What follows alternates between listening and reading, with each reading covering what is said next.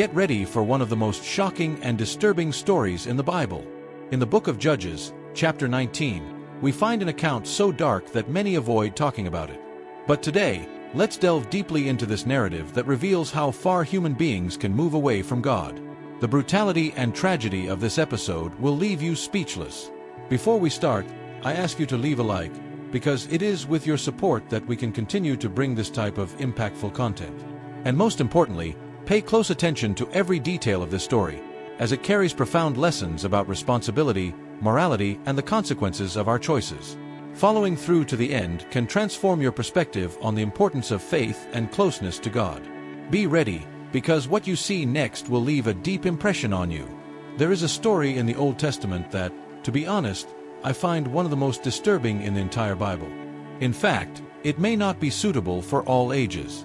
So, before I continue, I want you to know that the content of this video may bring up traumatic memories. The story I am referring to is in chapters 19 to 21 of the book of Judges. Many people know chapter 19, but few follow the entire narrative. I believe there are very important lessons we must learn, despite the shocking content of this story. First, I will tell the story dramatically, and then we will discuss the lessons we can draw. Follow me in Judges, chapter 19, verse 1. At that time, Israel had no king, and a Levite, who lived in the hill country of Ephraim, took a woman from Bethlehem in Judah to be his concubine.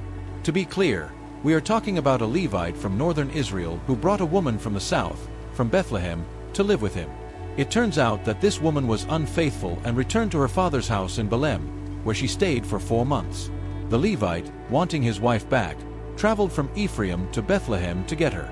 The woman's father received him hospitably, and although he wanted to leave quickly, his father insisted that he stay another day.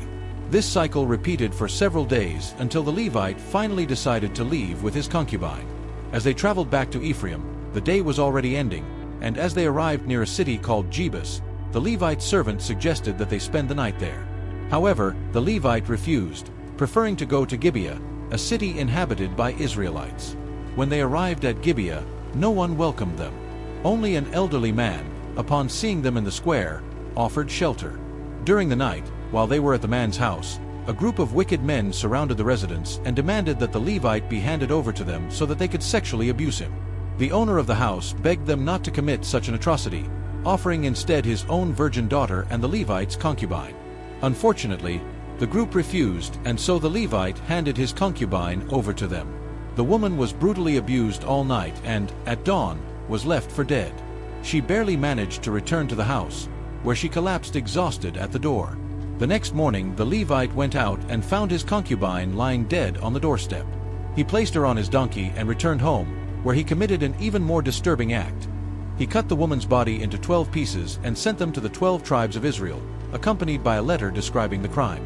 Upon receiving the pieces of the body and the message, the tribes of Israel were horrified, stating that nothing similar had happened in the entire history of the people of Israel. This led to a major civil war between the 11 tribes of Israel and the tribe of Benjamin, of which the attackers were a part. The war was devastating, with thousands of deaths on both sides. In the end, only 600 men remained from the tribe of Benjamin. From this shocking story, there are important lessons to consider. The first is that when there is no authority and accountability, as was the case in Israel, people tend to go astray and make terrible decisions. The book of Judges describes a period when there was no king in Israel, and without leadership, people did what they thought was right in their own eyes, leading to tragic consequences. Another lesson is that we should treat all people as image bearers of God. In the report, the Levite and the owner of the house considered that the dignity of men was more important than the lives of women, something deeply wrong. This teaches us the importance of valuing every human being, regardless of gender or status. Finally, the further we move away from God, the more susceptible we become to making serious mistakes. The book of Judges as a whole shows a nation that has progressively distanced itself from God, and the events of chapters 19 to 21 are the culmination of this distance. This serves as a warning to us, showing how we can fall into sin if we lose our connection with God. The story of Judges, chapter 19, begins with a Levite who lives in the mountainous region of Ephraim in northern Israel and who takes a woman from Bethlehem in the south as his concubine. After a conflict, she leaves him and returns to her father's house. After 4 months, the Levite decides to go to Bethlehem to look for her. The woman's father is extremely hospitable, and for several days he tries to persuade the Levite to stay, postponing his return. Finally, he decides to leave, taking his concubine with him. At nightfall, they approach a city called Gibeah, in the land of Benjamin. They look for shelter, but no one welcomes them. An old man meets them in the square and offers hospitality. However, during the night, a group of wicked men from the city surround the house and demand that the Levite be handed over to them so that they can rape him. The owner of the house begs them not to commit such an act, offering his virgin daughter and the Levite's concubine instead. Although this exchange is a demonstration of the depravity and devaluation of life at that time, the men insist. The Levite then hands his concubine over to the attackers, who abuse her throughout the night. At dawn, the woman returns to the Levite's house and falls dead on the doorstep. The Levite, upon finding her, places her body on a donkey and takes her back to his home. In a horrific act of desperation and denunciation, he cuts the concubine's body into 12 parts and sends each piece to one of the tribes of Israel, as a call to action in the face of the evil that had been committed. This act provokes indignation throughout Israel, leading the other tribes to unite against the tribe of Benjamin, who had protected the criminals of Gibeah. What follows in chapters 20 and 21 is a brutal civil war between the tribes of Israel and the tribe of Benjamin, with dire consequences for both sides. The story is a grim portrait of Israel's moral decay in that period, when, as the final text of the book of Judges states, "In those days there was no king in Israel. Everyone did what was right in his own eyes." Thanks for watching the video.